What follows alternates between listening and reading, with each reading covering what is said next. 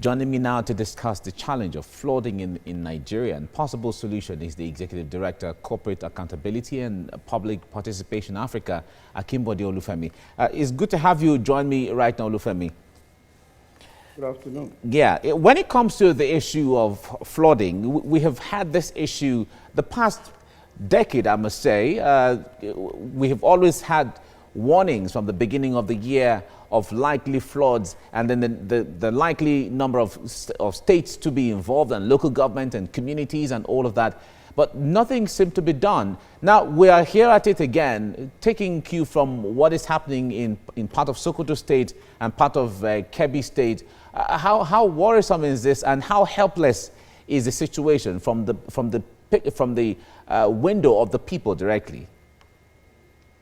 Well, first, let me thank TVC for staying on this particular issue and drawing the necessary attention to the issue of flood. But let me tell you that the ordinary people is so helpless in this country, but we will continue to shout until something is done.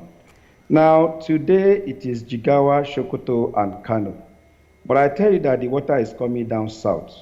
And a month or two from now, we'll still be on TVC talking about how the people were not helped. We all know there was going to be flood this year.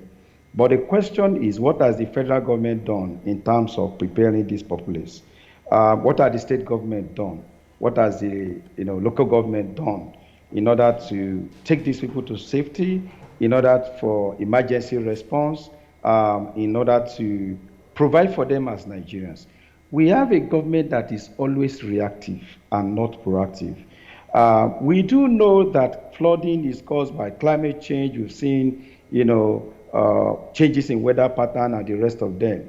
But there are immediate steps that the government can do in terms of alerting the citizens along the flooding plain, in terms of regulations and enforcing, building plans like in the cities and the rest of them. But little is being done. What you get to see are some of those photo ops that we have seen, governors going, visiting them. But what was done before people died? In Lagos just last week, flood washed away 2 children in Ketu. Has anything been done to look at the channelization of, the drains in that area? Are people building on drains being told to evacuate? I think these are critical questions we need to begin to ask our government. All right. Now Olufemi, if we have to go into the practical of what precisely or the specifics of what government is supposed to do, what should these things be? Number one thing we all need to do as citizens, corporations, or as government is to recognize that there is the problem of climate change. And there is significant changes in weather pattern.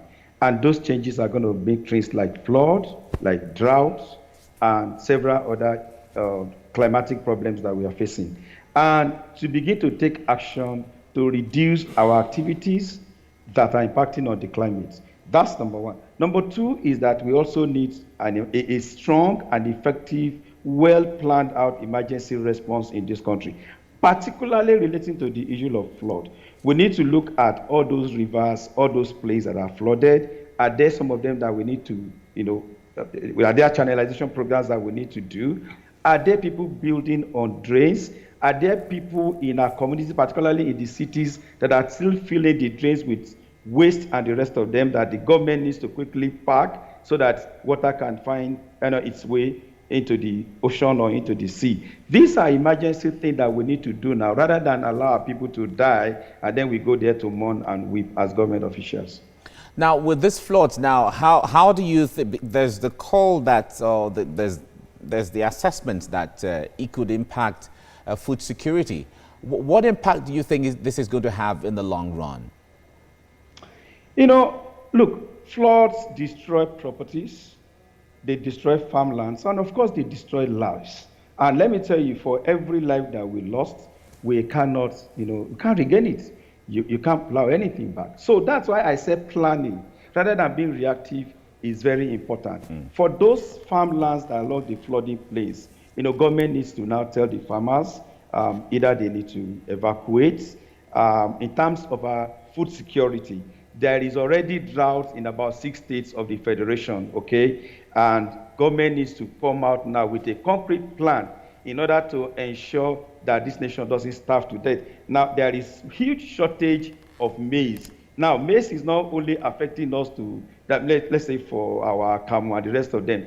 Even poultry farmers are shouting now that they cannot get poultry feeds to feed their animals again. This is how our life intertwined. This is how the climate connects us together, and we cannot just keep quiet. We can't just not do nothing and allow the climate to choke us all of us. Okay, we have to leave it here now. Olufemi Akinbode, thank you very much for talking to us.